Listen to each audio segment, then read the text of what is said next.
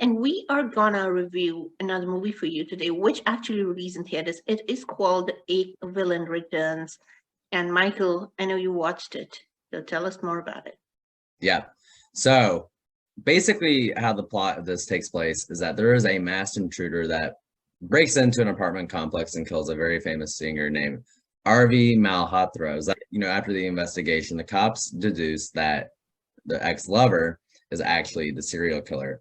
And so, kind of with this movie, it's going back in time a little bit, going to the present, kind of like switching between these elements to, kind of really like kind of figure out what happened. That's essentially what I've been gathering from this film, and it takes you just through like a series of events that leads up to the present day. So with that in mind, Mira, what were you thinking about this film? I was thinking just one thing throughout the movie. I was holding my head in my hands and literally screaming at the screen because there's no one else in the theater as usual. But uh, you know, all I thought was, why did Egg Villain return? I mean, it should not have returned because in 2014, when they had released Egg Villain with Siddharth Malhotra as the lead, I think it was a remake of a Korean classic called I Saw the Devil. It wasn't, they brought in their own Indian elements into it. It wasn't as well executed as the Korean classic, but oh god, at least it had hummable songs, it had good action sequences, it wasn't that sophisticated. But Mohit Suri, who's also the director of this one, as he was of the first one, he presented the movie in a way where he became, his name become synonymous with good action, pulpy action thrillers, you know what I mean? Yeah. That format. Yeah. But when I watched this one, I swear to God, Michael, I don't know how much of what was going on you got, but honestly, because we're not together in a theater where I could have, taken you through the process. However, while watching this, I swear to God, I did not know what they had smoked to write the script of this one because it was patchy. Unless you understand these characters, you wouldn't come to know, you wouldn't really figure out why the second scene is happening and why the first scene happened in the first place. It was that patchy. The writing is so bad. Oh my God, this is entire dialogue about I'm a 34, he's a 36. Some crap like that. Oh my God, the 34, 36 dialogue. You know what? It's cringeworthy. You guys, and we are reviewing A Villain Returns, the villain we thought would never return, but the villain is here and we don't know why the hell he returned. We don't. And it's also really, really patchy, as we were kind of conducting last time. And a fun fact, this changes time 8 times throughout the film. Totally.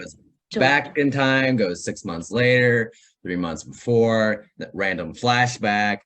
So did you think that you were just losing information in the process? Like what was it relevant to go back this many times? Because I know that not at all, not at all. This could have been a better linear story. We keep telling people the linear stories might be too boring, but if you're doing a thriller and you're kind of sending people into different time spaces, the entire thriller is lost on its audience, and that's exactly what happened here.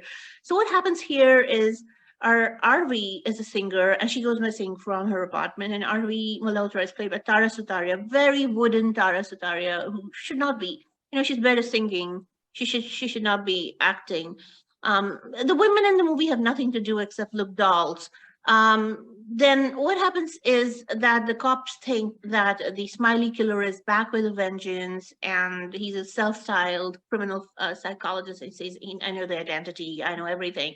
But then what also happens is there's a rich business person's rebellious son called Gautamera, who is played by Arjun Kapoor, who, again, we don't know why he's still acting. Had it not been for his father, who was a producer, he shouldn't be in so many movies. It is critical that he stops acting because he's tried so many times and failed, literally.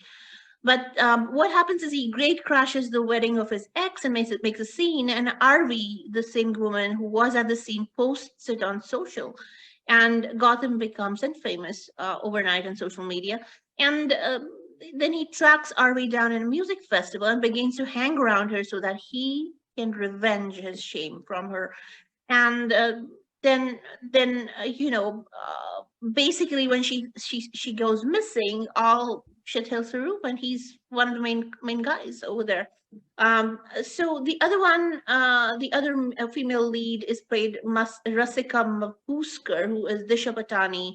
Um, and she's being stalked by the other favorite body of ours called John Ibrahim, who's a who's a priest, who's a zookeeper, who's a part-time cabbie, and he's a shopaholic, and he literally goes and buys a shirt from this sales girl, the Shapatani Rasika, every day.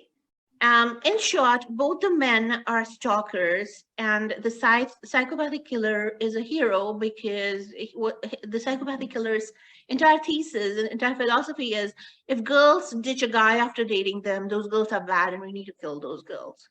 And for some very arbitrary reason, the movie makes it all about the killer, and the movie does not delve down. It is so badly written that it actually makes an excuse for the killer. It actually justifies the reason why the guy's killing women. We are wrapping up this review on Ekvillain Returns, the movie that shouldn't have returned. I'm going to give it to M to close thoughts. M, what are you thinking? Well, I think that the movie just is a disservice to the entire genre of crime thrillers. It actually makes an argument for the serial killer, an argument against women and their choices. And I thought that was very alarming, very, very, very alarming. The serial killer has killed 15 women, but this movie is disinclined to give the victims even a name, except one, barring one. The victims don't have a face, they don't have a story, they don't have lives.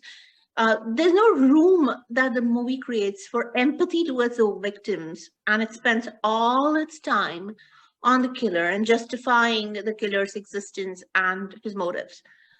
So in the end, the killer blames the women, and the movie blames the women for how they ended up, literally. And it really does accentuate the theory that the girls deserve the death, violent one at that. And the psychopath did have good reasons, honestly. Sometimes I start to think, M, that we're the only ones funding these movies.